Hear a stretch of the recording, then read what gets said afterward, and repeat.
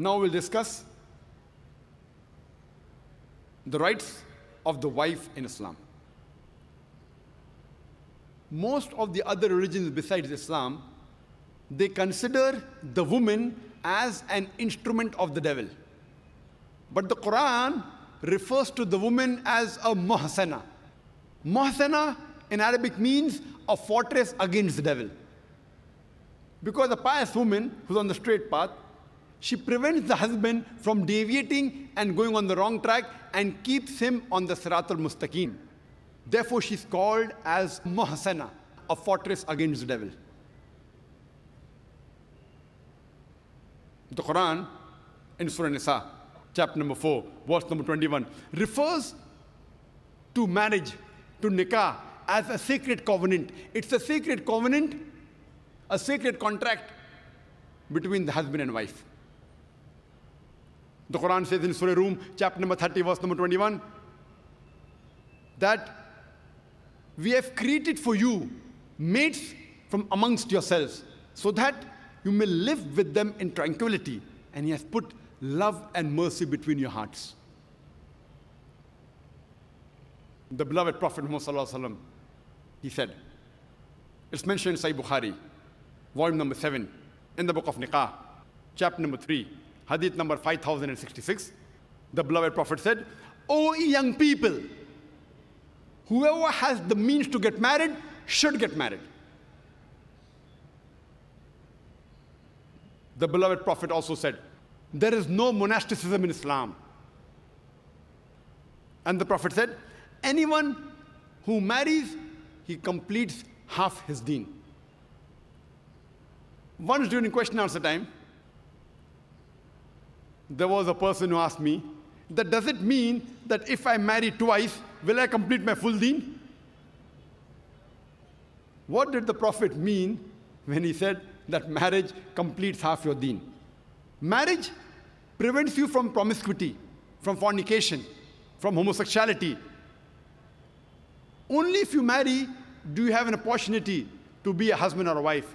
Only if you marry do you have an opportunity to be a father or mother, which are very important duties in Islam. So irrespective whether you marry once or twice, you only complete half your deen. In Islam, for a marriage to solemnize, taking the permission of both would-be husband and wife, the man and the woman, is equally important. The Quran says in Surah Nisa, chapter number 4, verse number 19, do not inherit the woman against their wishes.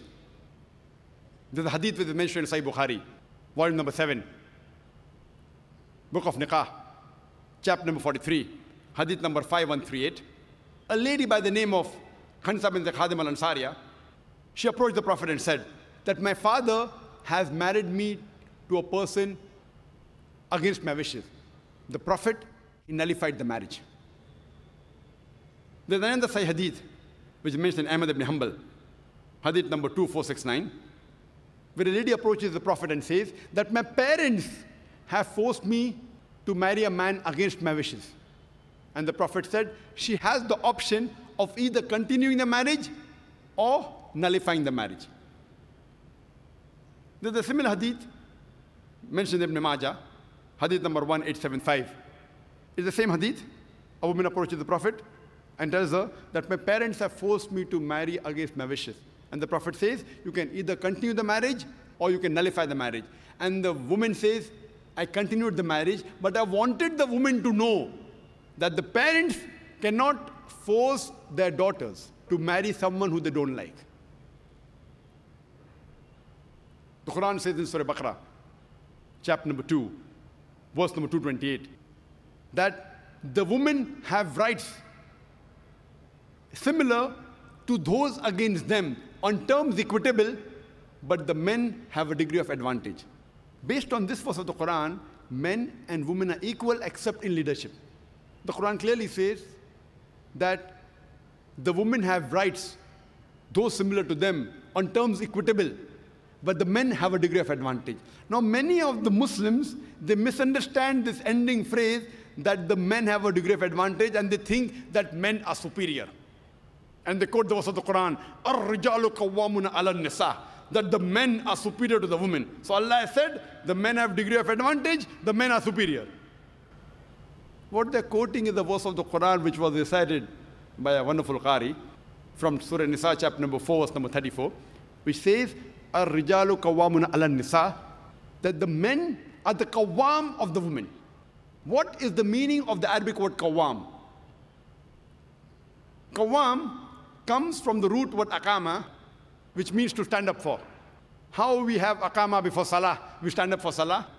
So this Arabic word qawwam means the men have one degree of additional responsibility and one degree additional service towards the woman, not one degree of superiority to boss over the woman. And if you read the tafsir of Tabari, he says the Arabic word qawwam means one degree of additional responsibility. Because if you read the verse ahead, the verse says that Allah has given men more strength than the women. So because of that advantage, it's the duty of the men that they should take care of the woman, they should not boss over her. Furthermore, Quran says in Surah Nisa, chapter number 4, verse number 19, that treat your wives with equity and kindness, even if you dislike her. Means even if you don't like your wife, yet treat her with love and compassion. And treat her kindly, even if you dislike her. Even if you dislike her, treat her with kindness and compassion. And in Islam,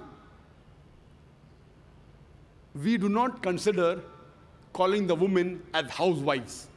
Housewives. You know, housewife, if you analyze, means she's married to the house. In Islam, we don't consider our women, they're married to the house, to be called housewives. You know, in English we have, what is their profession? Housewife. We in Islam prefer calling the women as homemakers because they make the home, they build the home. So inshallah, I believe that the ladies from now onwards, when they have to fill any form, instead of writing the profession, if they are not to write housewife, that's the English terminology. They are marrying you to your house. Prefer mentioning homemaker, because the woman builds the home, they make the home. And in Islam, a woman is not married to a master to be treated like a slave. She is married to an equal, and the role is that of partnership. And Quran gives a very good phrase in Surah Baqarah, chapter number 2, verse number 187, where Almighty God says, Hunna libasul lakum wa antum libasul lahunna. That they are your garments and you are the garments.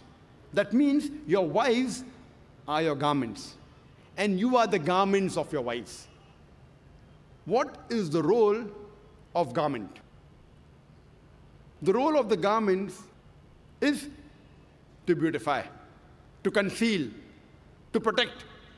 The husband and wife, they conceal each other's faults. They beautify each other. They help each other. It is the role of hand and glove.